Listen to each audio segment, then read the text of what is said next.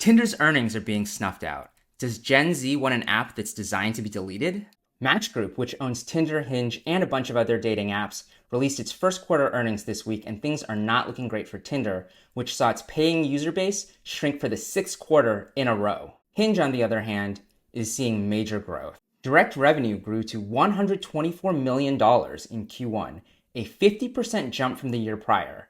Hinge now has 1.4 million paying users, and in 2023 alone, it brought in $396 million in revenue. Maybe this shows Gen Z is willing to pay for true love, but not so much for a perceived hookup app. Why is this happening? Well, maybe there's a culture shift with users seeking out more serious relationships, and Hinge, as the app that's made to be deleted, speaking to that need much more than Tinder, which, like I said, is best known as a hookup app. The real issue is how the brand matches up with the business model. Tinder's core experience is free, so it's been experimenting with different ways to get Gen Z users to fork over money. To be clear, however, Tinder is still enormously popular, with what Match says are 50 million monthly active users. It has tried in-app purchases like super likes and seeing who likes you, but that model peaked in 2018 and a la carte purchases have been declining ever since. As Tinder tries to figure out how to make money, there do seem to be growing pains or even a bit of an identity crisis.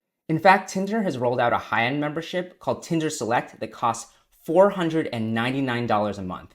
You're not mishearing, $499 per month. This appears to be Tinder's version of The League, which is also owned by Match, or Raya. In other words, dating apps that brag about their exclusivity and the dating pool. Now, I know Tinder isn't just a hookup app. It also encourages users to date seriously. In fact, it's where I met my partner a million years ago, but it's not defined by dating the way Hinge is. Hookups have been core to the Tinder brand, even as it's been adding safety features like the ability to share your date and focusing on what Match calls ecosystem health, basically making the app less creepy. There's definitely a risk Tinder could drive away users as it experiments with different business models, but it's way too popular to count out yet.